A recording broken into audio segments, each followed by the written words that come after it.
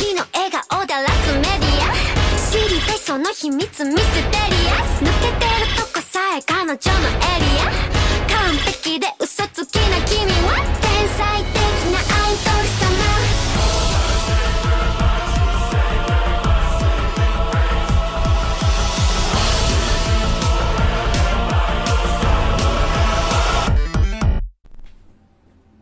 Manfaat dari kami membuat program ini adalah yang pertama, kita dapat mengatur antrian pelanggan dengan mudah. Yang kedua, kita dapat menghitung biaya total berdasarkan jenis pelayanan dan berat. Yang ketiga, kita dapat mengatur data dengan terstruktur. Yang keempat, kita dapat menyimpan dan menghapus pesanan pelanggan yang sudah selesai. Yang kelima, kita dapat memberikan rasa kepuasan kepada pelanggan. Yang keenam, kita dapat memberikan rasa aman dan kepercayaan kepada pelanggan. Berikut adalah beberapa masalah yang sering dihadapi dalam pengelolaan sistem manajemen pelanggan, pesanan, dan layanan dalam usaha laundry. Yang pertama, antrian pelanggan yang tidak teratur.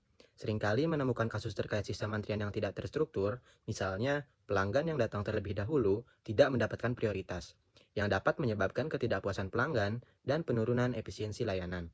Yang kedua, tidak efisiensinya penyimpanan data dan pesanan. Jika data pelanggan dan pesanan tidak disimpan secara terstruktur dan efisien, akan sulit untuk mencari informasi yang diperlukan. Misalnya, jika tidak ada sistem yang menyimpan data pelanggan berdasarkan kriteria tertentu, seperti nama pelanggan atau nomor pesanan, akan sulit untuk menemukan informasi yang dibutuhkan dengan cepat. Ini dapat menghambat efisiensi operasional dan menyebabkan penundaan dalam pelayanan pelanggan. Yang ketiga, kesalahan dalam perhitungan biaya total. Seringkali terjadi proses kesalahan dalam penghitungan biaya total karena adanya ketidaktelitian dalam menghitung berat cucian, ataupun kesalahan pada saat penghitungan dan memasukkan rumus karena seringkali menggunakan perhitungan secara manual. Untuk itu, butuh suatu program yang bisa langsung menghitung biaya total dengan mudah secara otomatis dan akurat sesuai dengan berat cucian dan sistem pelayanan yang dipilih. Yang keempat, kepadatan data dan kesulitan mengelola pesanan yang sudah selesai. Di lingkungan sekitar, masih menulis data pelanggan dengan manual, yaitu dicatat di buku yang menyebabkan perlu banyak kertas. Untuk setiap pesanan yang datang ini sangatlah tidak efisien dan boros. Dan untuk menghapusnya pun butuh waktu yang lama, karena harus dicari satu-satu namanya. Nah, untuk itu, perlu adanya suatu sistem yang bisa menginput data pelanggan, serta bisa mencari dan menghapus data pelanggan yang pesanannya telah selesai. Setelah pesanan selesai, dan pelanggan telah mengambil cucian mereka, penting untuk dapat menghapus pesanan dari sistem, untuk menjaga kebersihan dan keteraturan data. Tanpa fitur penghapusan yang tepat, data yang tidak relevan atau sudah selesai dapat mengakibatkan tumpukan data yang tidak perlu dan memperlambat kinerja sistem. Kemudian yang kelima, pengelolaan pesanan dengan prioritas. Dalam bisnis laundry, terdapat pesanan-pesanan yang membutuhkan penanganan lebih cepat daripada pesanan lainnya. Misalnya, ada pelanggan yang membutuhkan cucian mereka selesai dalam waktu singkat karena kebutuhan mendesak atau jadwal yang ketat. Dalam situasi seperti ini, penting untuk memiliki sistem yang memungkinkan pelayanan prioritas, sehingga pelanggan dengan kebutuhan mendesak dapat dilayani dengan baik. Sistem pelayanan prioritas ini dalam program laundry memberikan prioritas kepada pesanan dengan sistem ekspres dan mengelolanya dengan cara yang lebih efisien. Kemudian yang keenam, maraknya kasus pembobolan data sebagai modus penipuan. Data pelanggan dalam bisnis laundry ini termasuk informasi pribadi yang sensitif, seperti nama, alamat, nomor telepon, dan mungkin juga informasi pembayaran. Kerahasiaan dan perlindungan data pelanggan adalah hal yang sangat penting dalam era digital ini. Dengan adanya fitur keamanan data yang dilengkapi dengan login menggunakan username dan password, program laundry dapat menjaga keamanan data pelanggan dan mencegah akses yang tidak sah. Hanya admin yang memiliki akses ke data pelanggan dan dapat mengelolanya dengan aman. Oke, kita langsung masuk ke pembahasan struktur data yang digunakan dalam program. Struktur data yang kami gunakan dalam program ini, yang pertama ada pointer, ada struct, linked list, dan queue. Kita langsung saja ke pembahasan programnya. Yang pertama itu ada struct node. Struct node ini digunakan untuk merepresentasikan sebuah simpul dalam antrian. Nah, setiap simpul ini tuh berisi informasi seperti nama pelanggan, alamat, nomor telepon, berat cucian, sistem pelayanan, harga, dan pointer ke simpul berikutnya. Selanjutnya ada struct queue. Struct ini tuh digunakan untuk merepresentasikan antrian itu sendiri. Nah, itu terdiri dari pointer front dan rear yang menunjukkan simpul pertama dan terakhir dalam program. Oke, di sini ada function void init query yang dimana memiliki satu parameter. Parameter itu adalah query key. Nah, fungsi init queue ini digunakan untuk menginisialisasi antrian dari parameter yang kita isi itu, si queue key-nya. Nah, dalam hal ini, parameter key-nya itu adalah pointer ke antrian yang akan diinisialisasi. Pada fungsi ini, from dan near-nya itu dari si antriannya kita set menjadi null. Nah, yang dimana ini tuh menandakan bahwa si antriannya itu kosong dan tidak memiliki elemen. Nah, di sini ada function bool is empty yang memiliki satu parameter yang sama, yaitu ada key. Nah, yang dimana function is empty ini digunakan untuk memeriksa apakah antrian yang dikirim di parameternya itu kosong atau tidak. Nah, jika front dan rear dari si antriannya itu sama dengan null, maka fungsi ini akan mengembalikan nilai true. Yang dimana kalau mengembalikan nilai true ini berarti si antriannya itu kosong. Nah, sehingga menunjukkan bahwa antrian tidak memiliki elemen. Jika antriannya itu tidak kosong, maka function ini akan mengirim nilai kesebalikannya yaitu false. Baik, di sini saya akan melanjutkan presentasi sebelumnya. Sekarang kita masuk ke fungsi NQ. Ya, NQ ini fungsi ini kita deklarasikan dengan void, yang dimana mempunyai parameternya seperti point Q dengan pointer Q. Ya. Terus ada string nama, string alamat, string telepon, terus ada float kilogram, string sistem, dan float harga. Nah, jadi di dalam fungsi ini program tuh akan membuat simbol baru. Jadi kita mulai di awal mendeklarasikan variabel new node ya dengan pointer node, di mana dia itu akan membuat simbol baru new node ya. Nah, setelah itu dari new node nama, new node alamat, node telepon, kilogram sampai harga itu kita memasukkan memasukkan hasil dari hasil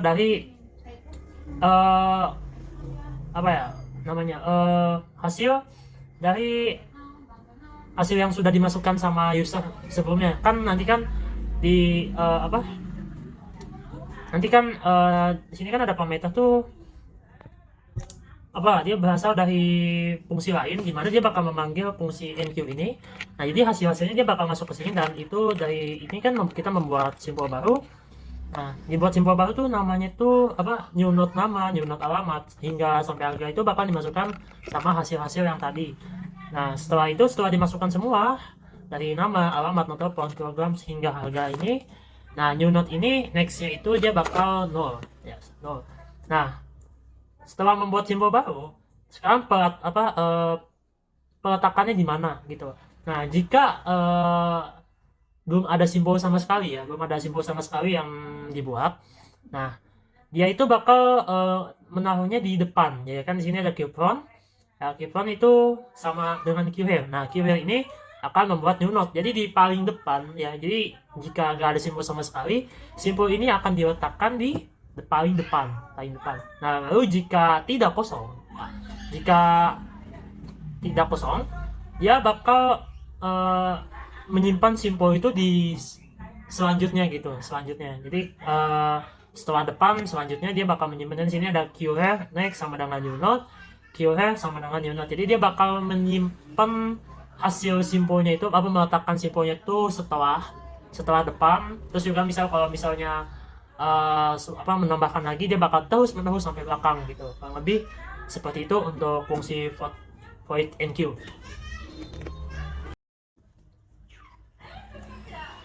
Lalu selanjutnya ada void tampilan ya, fungsi tampilan, dimana tampilan ini kita deklarasikan dengan void dengan parameternya itu adalah pointer Q key ya. Nah, di dalamnya ini ya, jika kosong ya, jadi jika simbolnya kosong, maka program akan mengoutputkan antrian kosong. Nah, jadi bakal di-outputkan antrian kosong, jadi belum ada data apa-apa. Nah, bagaimana jika tidak kosong? Dia bakal masuk ke sini ke else, dimana di sini kita mendeklarasikan P ya dengan tipe datanya integer, itu sama dengan 1. P ini bertujuan hanya untuk penomoran aja ya, penomoran dari antriannya gitu. Nah, lalu sini mendeklarasikan variabel temp dengan pointer node yang dimana temp ini itu value-nya itu adalah coupon, jadi simbol paling depan ya, simbol paling depan. Nah setelah itu dia bakal mengoutputkan data antrian pelanggan handle. Lalu sini kita akan melakukan pengulangan while, dimana pengulangan ini akan terus berlanjut hingga jika temp itu tidak sama dengan 0 ya. Jadi kan ini kita mulai dari paling depan. Nah kita mulai dari paling depan, kita langsung outputkan yang sudah yang ada kita outputkan simpel-simpel yang mulai dari depan dulu ya, mulai dari depan. Nah misal kayak nama pelanggannya siapa, terus alamat pelanggan, sampai harga totalnya berapa. Setelah mengoutputkan itu semua, di sini temp tadi ya, variabel temp tadi itu sama dengan temp next. Jadi dia yang tadinya paling depan dia bakal next gitu, bakal next. Nah terus di sini ada p++ tadi, ini hanya untuk memberikan nomor saja.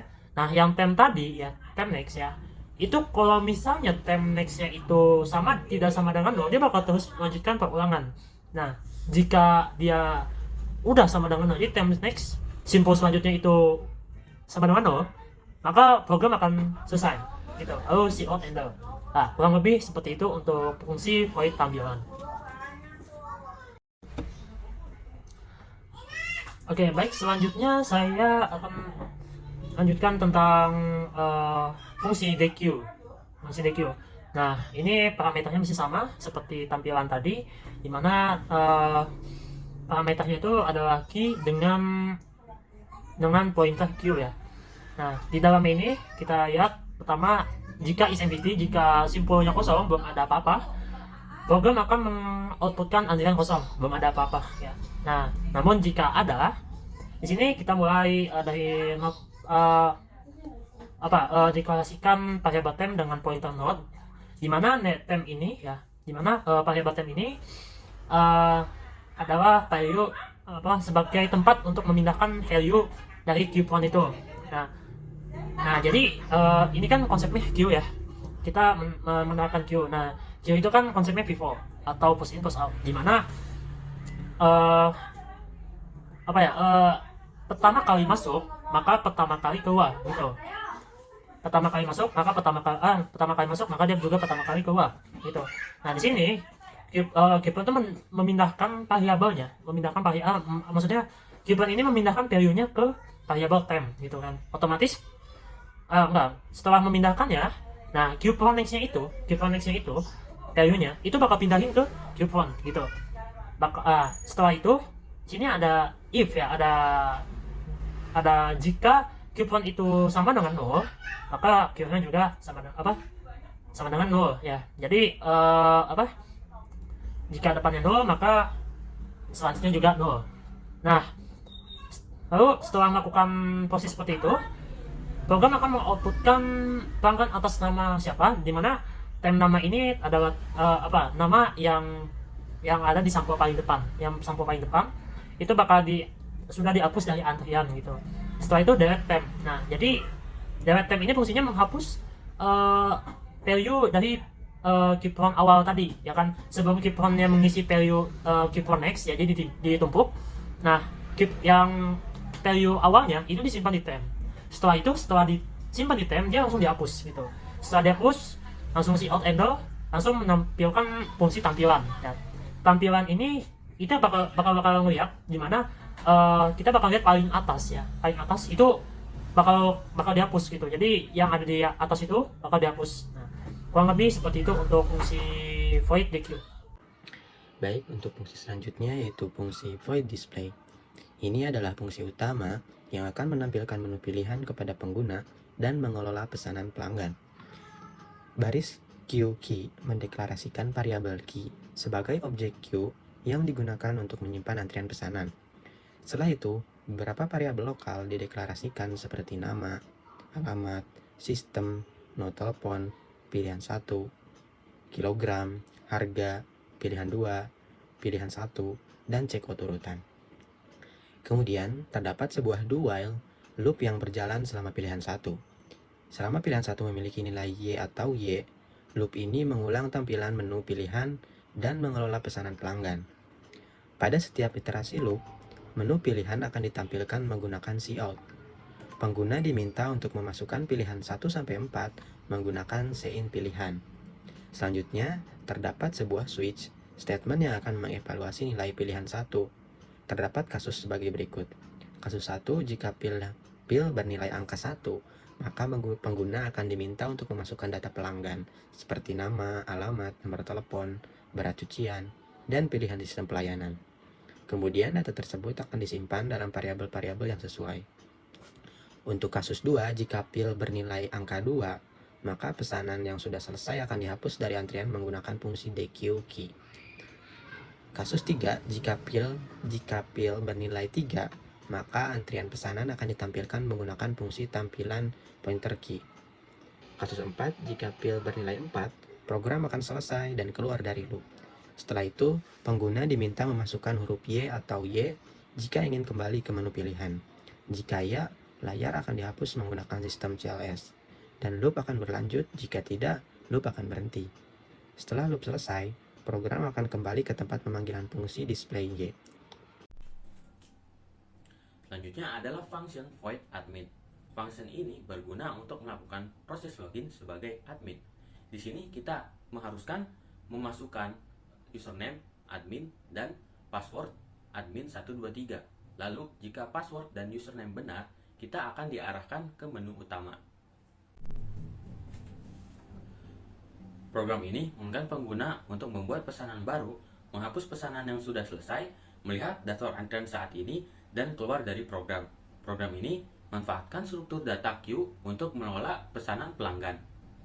Antrian diurutkan berdasarkan tingkat pelayanan, di mana tingkat pelayanan ekspres memiliki prioritas lebih tinggi dari pelayanan biasa.